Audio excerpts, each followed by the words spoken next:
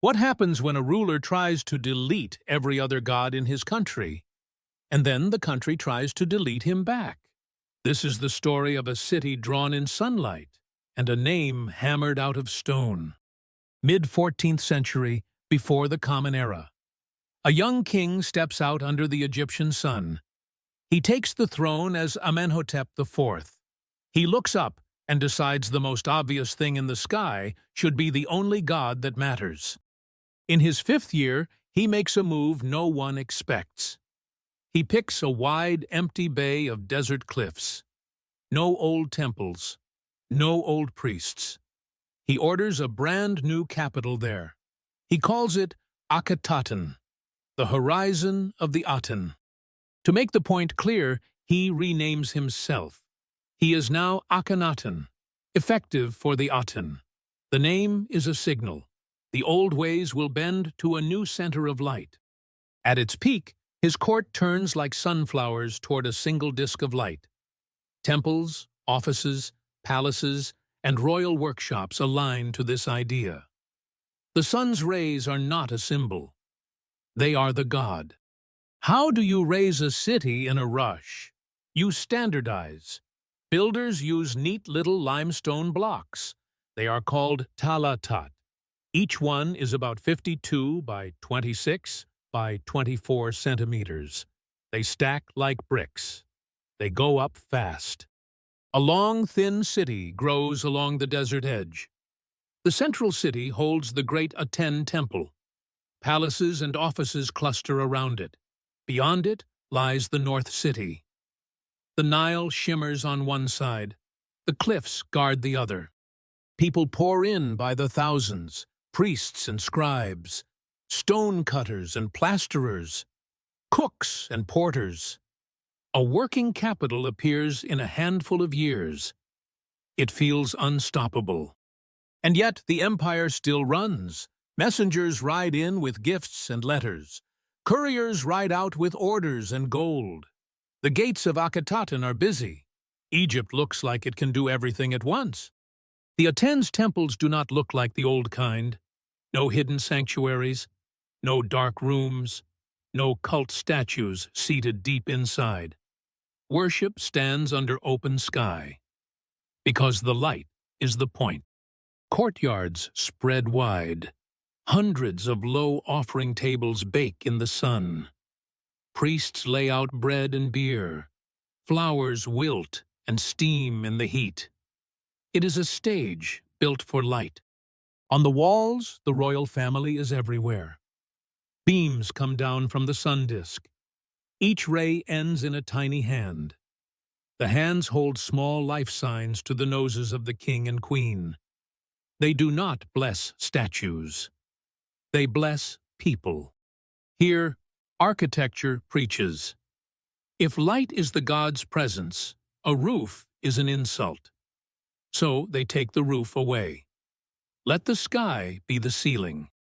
Akhenaten draws a sacred fence around his city. He carves giant Boundary Stelae into the cliffs.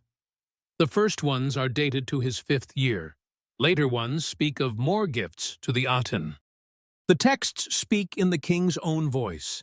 He vows to worship the Aten here. He swears never to extend the borders of the city. He anchors belief to a place you can touch. Processions walk out to these cliff markers. Priests and courtiers in white linen climb the slopes. Oaths are spoken where stone meets sun. Geography turns holy. Today, many stelae are broken. At least 14 or 15 survive in parts. The count varies because cliffs crumble. But the message is still clear. This place is for the Aten forever. And then, centuries later, the dust gives up a secret. In 1887, locals at El Amarna find clay tablets, hundreds of them. They are letters from the age of Akhenaten. About 382 tablets survive. They are written in cuneiform. They are Egypt's mail. Great powers write from Hatti, Mitanni, and Babylon. Vassal rulers write from Canaan and Syria. The network looks busy. Gifts go back and forth. Daughters marry into courts. But many letters have a worried tone. Supplies lag. Help is late. Some cry out again and again. One ruler, Rib-Hadda of Byblos, becomes a chorus. He pleads for troops and gold. His rivals press him. The Habiru raid. He writes and writes. His fear seeps through the clay. Back in the city, a new court shows a new face. Artists carve a style no one can miss. Heads look long. Faces look narrow. Bellies are round and soft. It is a deliberate look. In a sculptor's studio at Amarna, a treasure sits on a stand. The limestone bust of Nefertiti. It is a masterwork. The queen is central in this new world. Power looks different here. In the first years, the change is not all or nothing. Amenhotep IV still shows old gods in some scenes. The Aten appears, but not alone. The door closes slowly, not at once. Over time, the program hardens. Around year 9, the Aten's formal name is revised. It stresses that the Aten is unique. Ties to earlier gods fade in the wording. The edge sharpens. Then the chisels start. Names of Amun are attacked.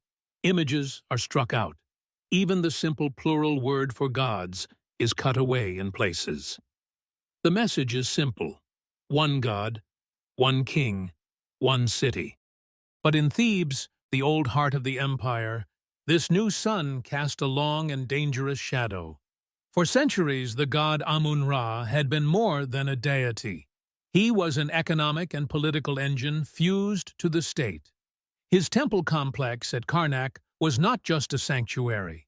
It was one of the largest landowners in Egypt, controlling vast agricultural estates, mines in the desert, and fleets of trading ships on the Nile and the Great Green Sea. Its high priesthood was a dynasty in its own right, a council of powerful men who wielded influence that could rival the pharaohs.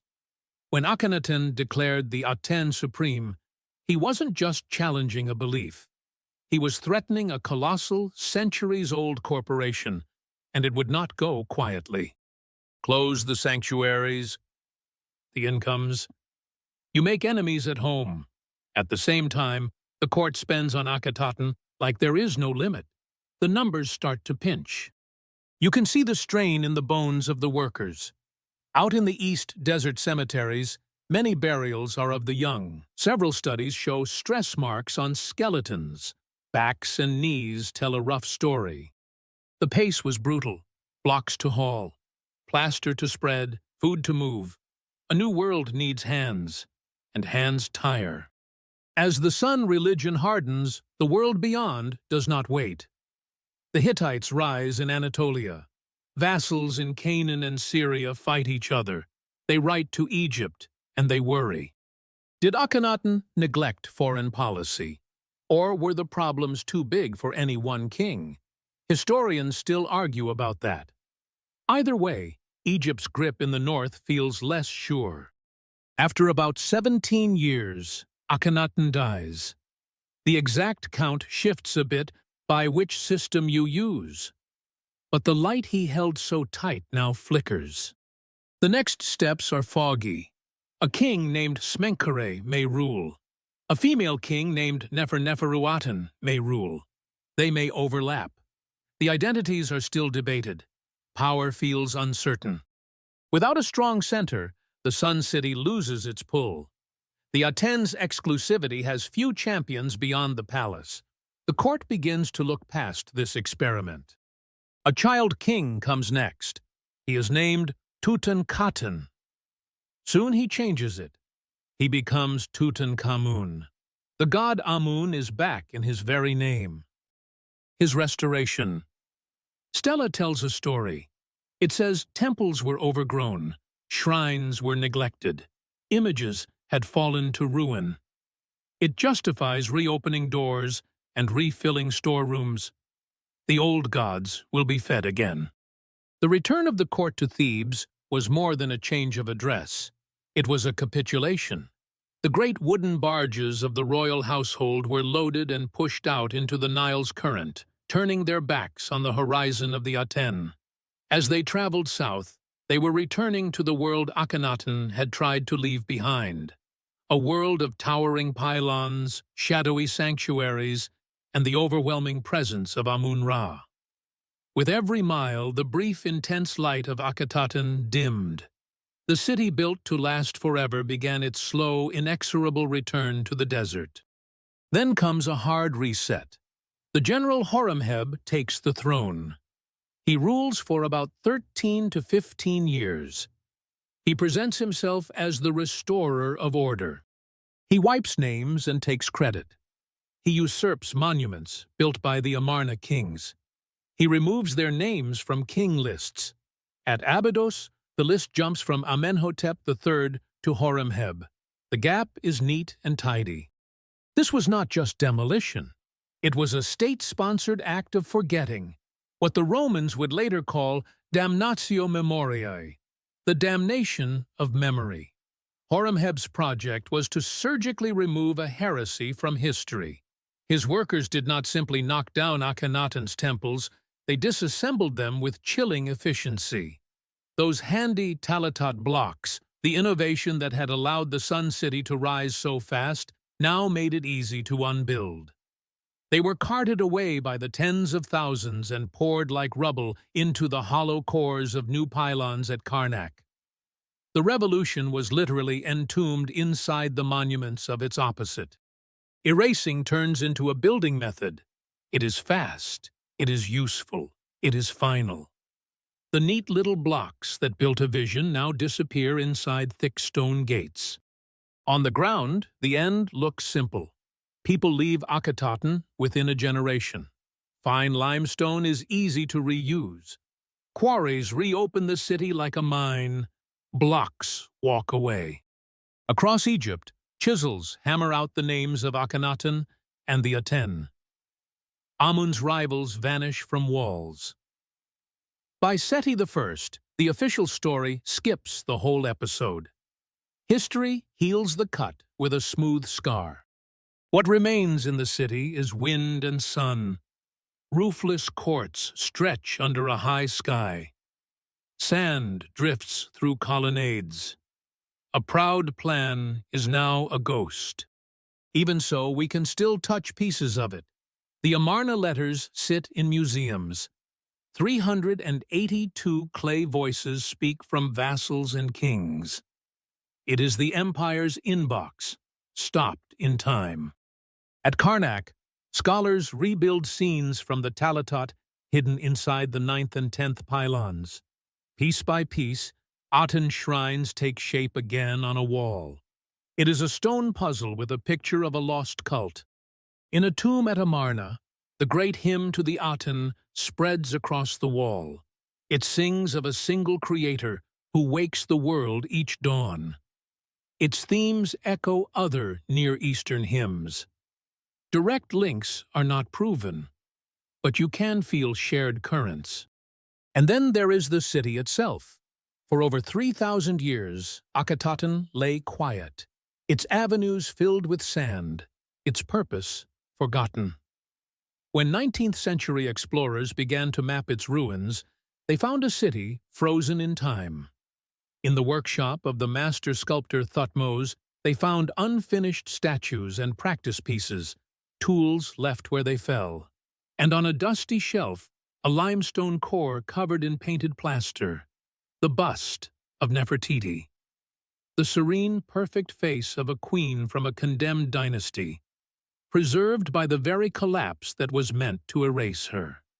Art had slipped the net. So what was Atenism?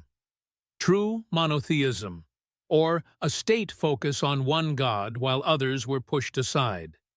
The early years suggest a slow hardening, not a clean break at the start. The succession is still a thicket. Smenkhkare and Neferuaten could overlap.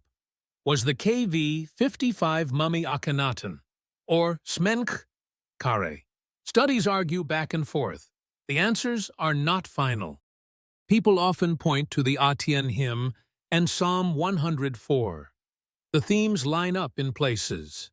Light, creation, daily renewal, influence is unproven. The safest view is that big ideas were in the air of the region.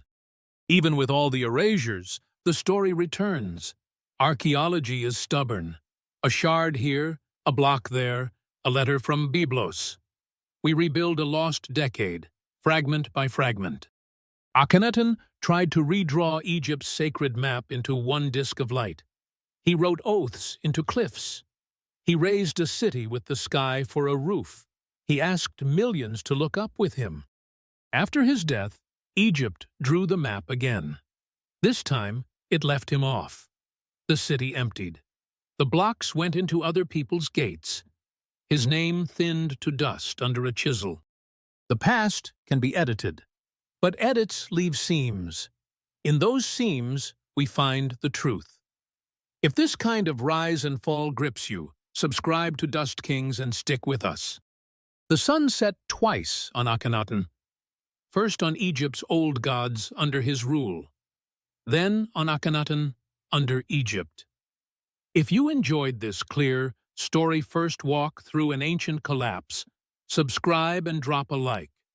There are more empires on the channel waiting for you. See you in the next one.